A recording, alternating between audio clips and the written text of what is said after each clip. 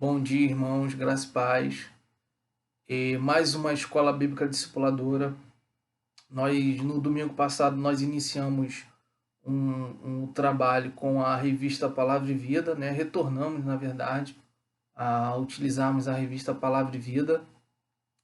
A aula dessa revista que nós estamos, o tema, né, proposto dessa revista é Esperança em Tempo de Quarentena. Hoje nós estaremos aplicando a aula 2. O tema da aula 2 é A Diversidade Traz Maturidade. Essa aula foi feita por Dário Francisco de Oliveira. Caso os irmãos queiram ter acesso a esse material ele fica disponível no site da Palavra e Vida, tá? Os irmãos que ainda de repente não baixaram o material, assim que possível, entra lá e baixa o conteúdo, tá? O texto base da aula de hoje se encontra em 2 Coríntios, no capítulo 4, no verso 16 e 18. Diz assim o texto: Por isso, nunca ficamos desanimados. Mesmo que o nosso corpo vá se gastando, o nosso espírito vai se renovando dia a dia. E essa pequena e passageira aflição que sofremos vai nos trazer uma glória enorme e eterna, muito maior do que o sofrimento. Porque nós não prestamos atenção nas coisas que se veem, mas não nas que se veem. Pois o que pode ser visto dura apenas um pouco, mas o que não pode ser visto dura para sempre. E essa é a nossa esperança enquanto cristãos. Nossos olhos não estão fitos, né? Não estão fixados aqui nas coisas terrenas. Graças a Deus que, através da pessoa do Espírito Santo, Deus nos concede essa capacidade de enxergarmos além daquilo que os nossos olhos humanos podem enxergar, né?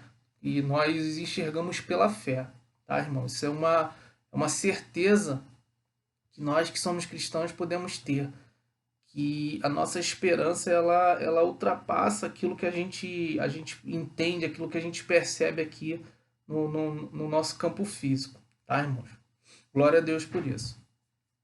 E a aula inicia da seguinte maneira, irmãos. O texto já do autor, tá? Que a gente vai estar trabalhando e à medida que de repente tivermos necessidade de falarmos um pouco mais, a gente vai estar dando uma pausa e compartilhando alguma experiência, alguma coisa além do material que nós temos disponível.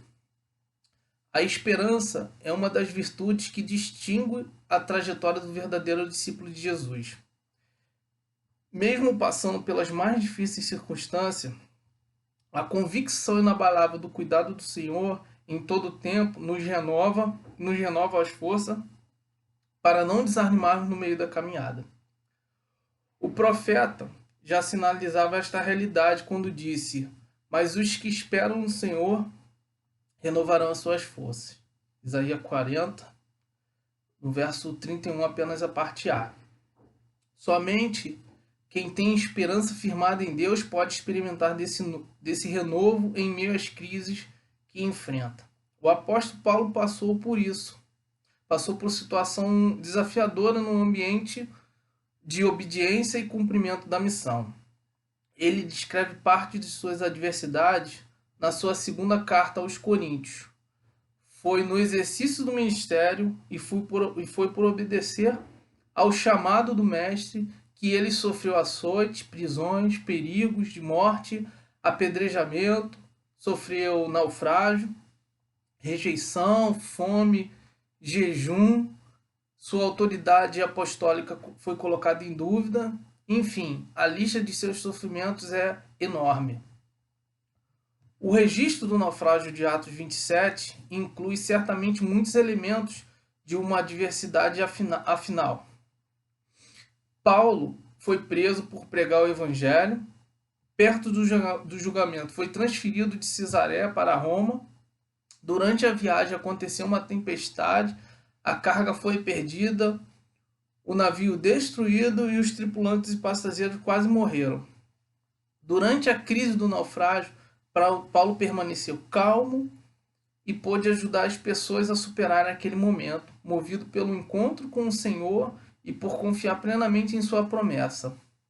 A adversidade não foi capaz de impedir que o apóstolo desistisse. Ao invés disso, desculpe, irmão. Ao invés disso, ele se encheu de coragem para aproveitar aquela circunstância desfavorável para testemunhar da sua fé e prosseguir no exercício da missão que Deus lhe confiara. A adversidade tem um poder de revelar a intensidade de nossa comunhão com Deus e o nível da nossa confiança em sua palavra. Desanimar não é uma possibilidade para um discípulo verdadeiro, porque, segundo o apóstolo, mesmo que extremamente sejamos sendo destruídos, mesmo que externamente estejamos sendo destruídos, não há nada que possa abalar as convicções que foram plantadas em nosso homem interior, pelo poder do evangelho que recebemos. Há um provérbio anônimo que diz: somente sabemos o sabor do chá quando colocamos a água quente nele. E isso significa que as adversidades são uma necessidade que tem o poder de revelar quem de fato somos. Quando agimos dentro de uma normalidade, mostramos quem queremos ser. Mas quando reagimos diante da adversidade, mostramos quem somos, de verdade. Existem recomendações preciosas que a palavra nos oferece para atravessarmos um momento de crise. E assim como na experiência do apóstolo Paulo, mantemos nossos olhos firmes naquilo que está por vir para não sermos tragados pelas circunstâncias temporais. Bom, é muito interessante o autor ele trazer, né, o personagem de Paulo para falar acerca dessa questão da adversidade, do quanto o sofrimento ele pode ser usado por Deus em nosso favor, de forma a contribuir para a nossa caminhada cristã, porque na vida de Paulo o tempo inteiro foi assim. Paulo ele foi realmente chamado e ele entendeu que, indiferente da situação que ele vivesse, né, ele mesmo bem fala isso de forma muito própria, né, que ele diz que nada poderia atrapalhar o amor que Deus tinha por ele, porque ele conseguiu compreender que cada situação da vida dele, ainda que fossem as negativas, elas estavam contribuindo para a missão que ele havia sido chamado. E realmente, na vida de Paulo, várias circunstâncias que a princípio a gente olha de forma negativa e parece até de repente que a gente poderia colocar como se fosse perdas, mas Paulo percebe a capacidade de ganho que aquelas situações tinham oportunidade de lhe trazer, e isso é muito interessante, porque muitas pessoas falam acerca das viagens missionárias de Paulo, e algumas falam apenas de 3 viagens missionárias. Por quê? Porque a Bíblia menciona apenas 3 como viagem, né? Dá título de viagens. Mas há pessoas que conseguem olhar para a viagem que Paulo fez, sendo conduzido no momento em que ele foi preso até Roma, conseguem também entender que aquilo ali foi uma viagem missionária. Apesar de Paulo estava numa circunstância desfavorável, né, entre aspas, humana, com certeza ele estava numa situação desfavorável, mas ainda assim ali ele estava cumprindo o seu chamado, e podemos sim colocar, titular que foi mais uma viagem missionária de Paulo, porque naquele percurso ele pregou, ele edificou, ele consolidou, ele teve a oportunidade de passar novamente em alguns lugares onde ele já havia anteriormente anunciado a palavra. Então foi realmente uma oportunidade grande que Paulo soube usar para continuar, né, o seu ministério diante de Deus. E o primeiro ponto que o material nos coloca, a adversidade é inevitável. Nem de longe a promessa da palavra sugere que a vida cristã envolve imunidade aos problemas da vida. Pelo contrário, a Bíblia está repleta de histórias narrando as lutas que servos fiéis precisaram atravessar. Não são apenas os desobedientes que estão expostos aos sofrimentos e desafios. Não. Podemos nos esquecer que residimos numa terra devastada pelo pecado e moramos num tabernáculo que envelhece, adoece e morre. Está falando sobre o corpo. Esta é uma realidade universal. Nesse sentido, crentes e incrédulos estão no mesmo barco. Por outro lado, padecemos as consequências de nossas escolhas de servir ao Evangelho, de servir ao Evangelho e aprendermos com Paulo, que por amor de Cristo foi concedido não somente crer nele, mas também sofrer por ele. Isso é uma coisa muito interessante, irmãos. E é muito bom quando a gente tem contato com as histórias dos primeiros cristãos, né, dos primeiros séculos da era cristã, porque isso era algo muito vivo na vida deles, na fé deles. Eles olhavam e eles enxergavam que o martírio que eles sofriam era uma prova do amor e da grandeza da fé que eles possuíam em Deus. Eles se sentiam honrados quando sofriam pelo Evangelho. Né? Graças a Deus também que hoje a gente não precisa passar por isso. Né? Mas que em Deus a gente esteja preparado caso isso venha ocorrer e seja necessário. Não para testar a nossa fé, mas para que o reino venha a ser exaltado, o nome do Senhor seja glorificado através de nossas vidas. Dando continuidade no texto, diz assim: no ministério de Jesus encontramos um episódio envolvendo os discípulos recebendo uma ordem expressa do mestre para atravessarem para o outro lado do mar da Galileia. Enquanto ele despedia a multidão, os discípulos obedeceram e durante aquela travessia enfrentaram uma grande tempestade. Essa história é conhecida em Mateus capítulo 14, versos 22 e 33. Na verdade, ou já passamos, estamos, ou mais cedo ou mais tarde vamos passar por adversidade. Ninguém está livre. Isso é uma situação normal. As lutas, as dificuldades, elas sempre vêm, e não é o simples fato de nós sermos convertidos, termos entregados a nossa vida ao Senhor Jesus Cristo, que vai nos fazer com que a gente agora esteja imune das dificuldades. Na verdade, o processo que nos ajuda a trilhar por essa caminhada é aquilo que nós nos tornamos em Deus, que é a forma como nós olhamos, nós enxergamos e nós trilhamos essa diversidade. Agora nós estamos numa nova vida, então encaramos essa dificuldade, essa situação com um outro olhar, com esperança no Senhor, que é o que Ele espera de nós. O segundo tópico diz: a diversidade tem fontes diversas.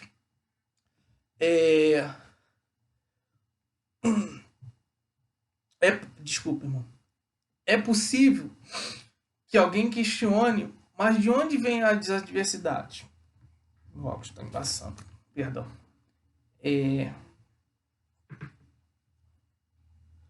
Perdão, irmão. Meu óculos está embaçando um pouco. As adversidades podem surgir a partir de nós mesmos, sempre que fazemos escolhas equivocadas. Estamos sujeitos a arcar com as consequências e, por vezes, nós mesmos construímos as adversidades das nossas crises. As experiências do profeta Jonas nos ensinam sobre o perigo de tomarmos decisões contrárias à vontade de Deus. As adversidades podem surgir a partir das pessoas que estão à nossa volta. Alguns textos produzidos por Paulo, especialmente a segunda carta aos Coríntios, relata o apóstolo lidando com as lutas produzidas por aqueles que não acreditavam em seu ministério, sejam os excelentes apóstolos, 11 verso 5, capítulo 11, no verso 5, ou os falsos irmãos. ainda no capítulo 11, no verso 26. Pessoas nos ferem pelos mais diversos motivos. As adversidades podem surgir por uma ação de Satanás. Existe aqui dois extremos a serem evitados. Alguns subestimam as ações do inimigo, enquanto outros superestimam as suas artimanhas. Quando Paulo se refere ao espinho na carne, ele o identifica como um mensageiro de Satanás que lhe foi enviado para esbofetear. 2 Coríntios, capítulo 12, verso 7. O diabo continua em seu propósito de roubar, matar e destruir. João 10, 10. Fiquemos atentos. E isso é uma verdade, irmãos. Infelizmente, a gente vê esses dois extremos muito evidentes, às vezes, na vida de algumas pessoas que nós conhecemos. Ou são pessoas que negligenciam, né, o cuidado e a atenção que precisamos ter com as ações de Satanás, ou são aqueles que, infelizmente, colocam qualquer coisa na conta dele, e coisas às vezes simples de serem resolvidas, com uma atitude sensata, elas não conseguem perceber e deixam o problema acumular ou se agravar, porque elas acham que é uma ação espiritual de Satanás, quando na verdade não é. Dando continuidade no texto, as adversidades podem surgir por uma ação divina, uma ação de Deus, para que seus propósitos eternos sejam cumpridos. Em determinadas situações, Deus intervém na história, criando circunstâncias específicas para a realização de seus planos. Foi assim que ele enviou a tempestade para Jonas. Jonas capítulo 1, verso 4. Enviou um terremoto para a conversão do carcereiro. Atos capítulo 16, no verso 27 ao 31. Provocou a cegueira na conversão de Paulo. Atos 9, 17 ao 18. Permitiu a perseguição para que o evangelho saísse de Jerusalém e se espalhasse pelo mundo. Atos capítulo 11, verso 19 e 20. Isso é uma verdade, irmãos. É muito interessante quando a gente tem essa percepção de entender que há situações, como nós falamos bem um pouquinho antes, elas aparentemente parecem ser ruins, mas elas estão cumprindo um propósito de Deus específico, e que no final o seu bem é muito mais proveitoso do que a labuta que nós enfrentamos. Eu costumo dizer, né, não costumo dizer, mas eu aprendi e entendi que o deserto, que as dificuldades são lugares de treinamento. Tá? Deus nos leva para o deserto para nos treinar e nos capacitar para trilharmos um caminho mais excelente nele. O tópico 3 diz assim, já até entrando no que eu acabei de falar, a adversidade é pedagógica. Mais importante que sair da situação da adversidade é aprender as lições que a adversidade pode nos proporcionar. Na verdade, na adversidade, aprendemos que somos pó. No drama produzido pela Covid-19, desde as grandes potências no mundo moderno até as civilizações mais atrasadas, chegamos às mesmas conclusões. Basta um vírus microscópio para que o mundo inteiro enxergue a sua insignificância. O mundo se percebeu impotente diante do coronavírus e a soberba humana foi quebrada. No Salmos 8, após ressaltar a grandeza de Deus, o rei Davi indaga: que é o homem para que Deus se lembre dele? Salmo 8, verso 4. Isso significa que não podemos confiar em nós mesmos. Jeremias capítulo 17, do 5 ao 7. Na adversidade, aprendemos que o mal é uma realidade. Existem 3 coisas que jamais irão mudar. O mundo nunca deixará de ser mundo. O diabo nunca deixará de ser diabo. Lembrando-se que o mundo jaz no maligno. Não se esqueça que a carne é fraca e que o inimigo é mentiroso. Não podemos nos descuidar com essas áreas de nossa vida. E é isso, irmãos. É saber que o mundo não é para nós. Nós não somos cidadãos do mundo. Nós estamos no mundo, mas somos cidadãos celestiais. Nós estamos apenas de passagem. Saber que o diabo não tem nada de bom para oferecer para ninguém. E que nós não podemos confiar nos nossos braços. Que a nossa carne é fraca. e ao confiar nos nossos braços, a gente com certeza irá nos desapontar, que venhamos confiar no Senhor. Na adversidade, aprendemos a confiar em Deus quando nos faltam os recursos humanos. Os celeiros divinos estão cheios à nossa disposição. No Salmo 119, no verso 71, a palavra afirma: Foi bom para mim ter sido afligido, para que aprendesse os teus decretos. Na palavra de Deus encontramos toda a provisão que precisamos para atravessar os dias da adversidade. Deus zela em cumprir sua promessa na vida de seus filhos amados. Ele permanece em seu trono, conduzindo a nossa história. Possamos ter certeza disso, irmãos. Essas situações, por mais adversas que possam ser, Deus, de alguma forma, ele está agindo em nosso favor. E uma coisa que eu costumo dizer, irmãos, é que é o seguinte: Deus, ele não prova a nossa fé para ele, tá? Essas situações, às vezes, que a gente enfrenta, na maioria das vezes, ou pelo menos talvez em todas, Deus, ele quer provar para nós mesmos a capacidade que nós temos de superarmos as adversidades. Deus não precisa provar a nossa fé. Ele já conhece, ele conhece de forma plena. Não tem nada que Deus não conheça. Mas nós, às vezes, é que não nos conhecemos a nossa capacidade de fé, de amar ao Senhor. Então, às vezes, Deus gera essas situações para que a gente possa se conhecer mais, sabermos que nós realmente cremos no Senhor, confiamos nele e temos o senhorio dele sobre nossas vidas. No capítulo, ao quarto tópico, diz assim: a adversidade nos faz crescer. Deixa eu só ajeitar aqui o papel. O foco da nossa atenção ultrapassa os níveis da peregrinação. Um dos grandes prejuízos desse tempo é a nossa atenção exagerada no aqui e agora.